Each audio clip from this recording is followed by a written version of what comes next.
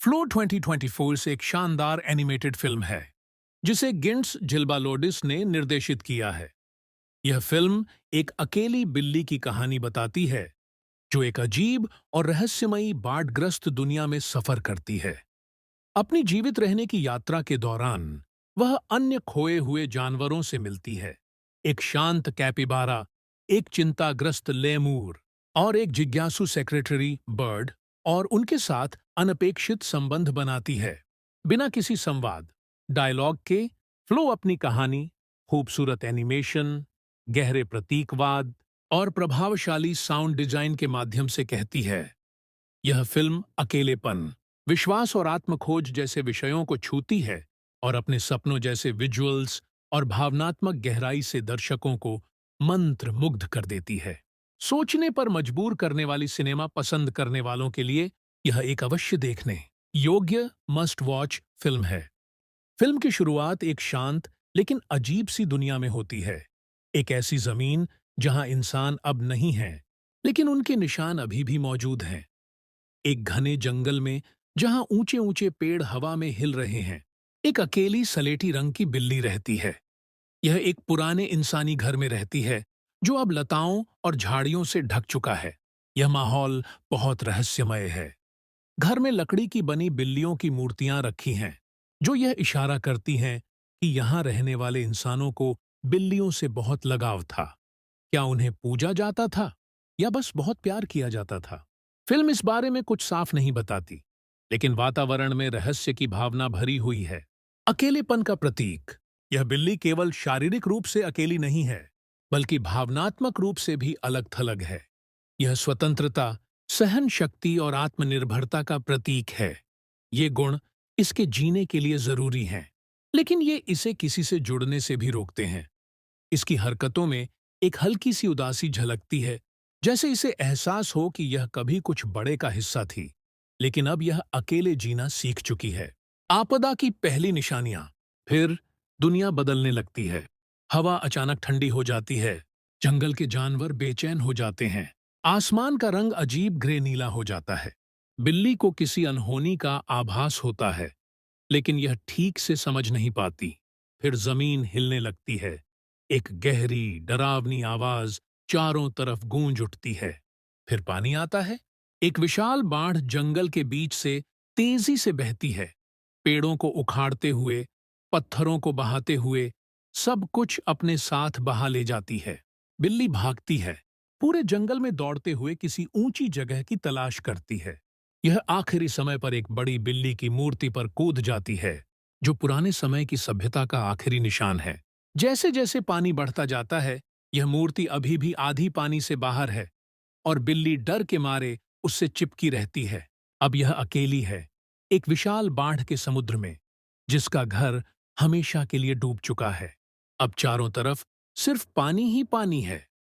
बिल्ली थकी हुई और भीगी हुई मूर्ति से चिपकी रहती है। तभी दूर से एक नाव दिखाई देती है। यह नाव धीरे धीरे बिल्ली की तरफ बहती हुई आती है। इस नाव पर एक कैपिबारा, एक बड़ा चूहे जैसा जानवर, बैठा है। यह आमतौर पर झुंड में रहने वाला जीव है, लेकिन अब यह अकेला है। कैपिबारा बहुत शांत और बेपरवाह लगता है।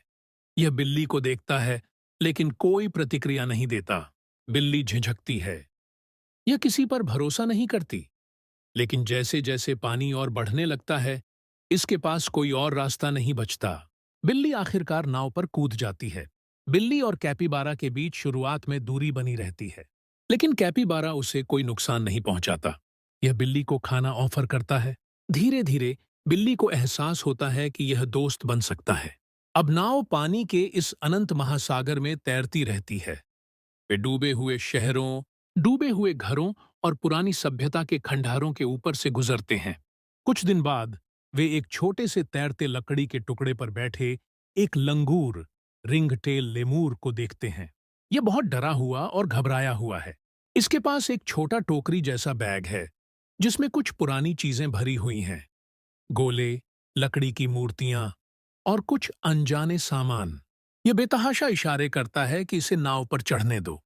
कैपिबारा बिना सोचे नाव उसकी ओर मोड़ देता है, लेकिन बिल्ली हिचकिचाती है। अधिक साथी होने का मतलब ज्यादा खतरा हो सकता है। लेकिन लंगूर छलांग लगाकर नाव पर चढ़ जाता है, अपना टोकरी वाला बैग कसकर पकड़ते हुए। अब तीनों एक अजीब सा समूह बन गए हैं, एक ऐसी टीम जो मजबूरी में बनी है, न कि पसंद से। बिल्ली अभी भी सबसे ज्यादा सतर्क है।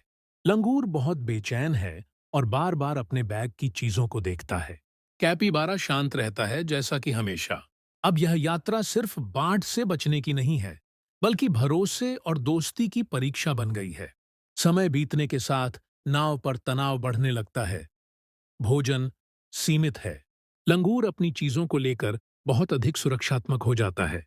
एक दिन वे पुराने खंडहरों के ऊपर खड़े एक झुंड सेक्रेटरी बर्ड्स, लंबी टांगों वाले बड़े पक्षी, से मिलते हैं।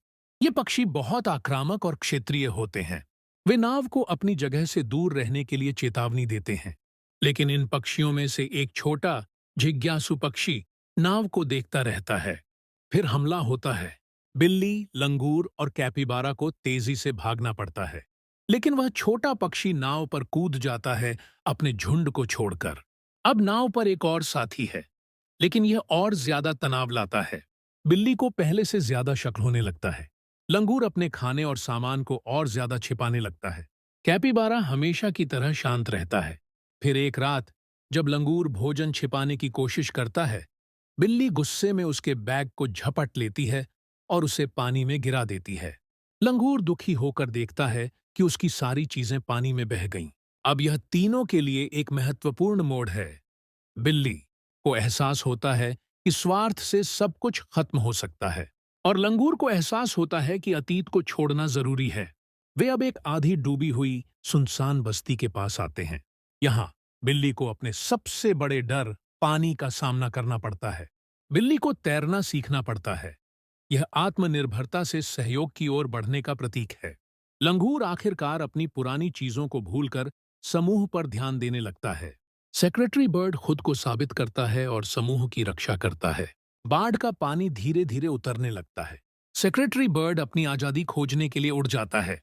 लंगूर अब पुरानी चीजों से मुक्त बिल्ली और कैपिबारा के साथ रहता है। और बिल्ली, जो कभी अकेली थी, अब एक परिवार पा चुकी है। फिल्म का अंत नई आशा और जीवन के आगे बढ़ने के संदेश के साथ होता है।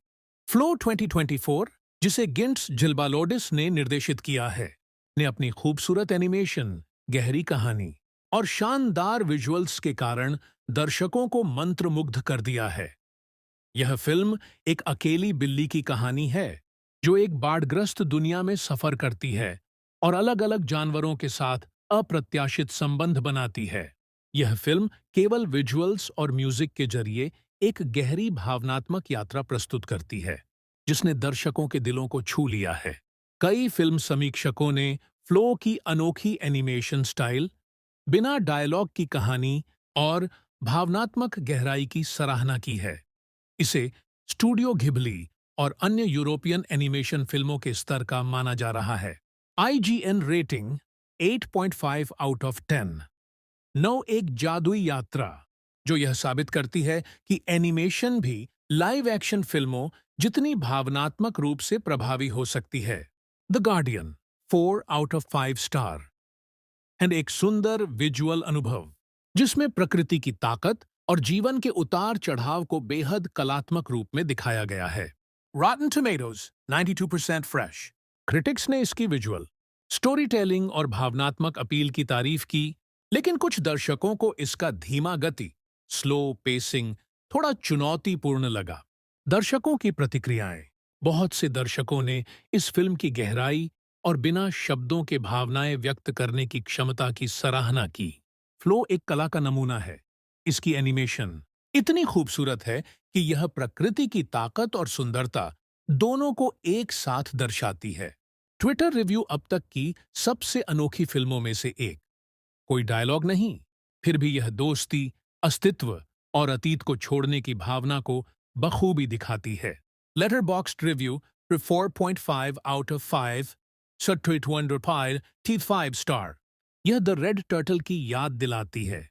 खूबसूरत, भावनात्मक और गहरी सोचने पर मजबूर करने वाली।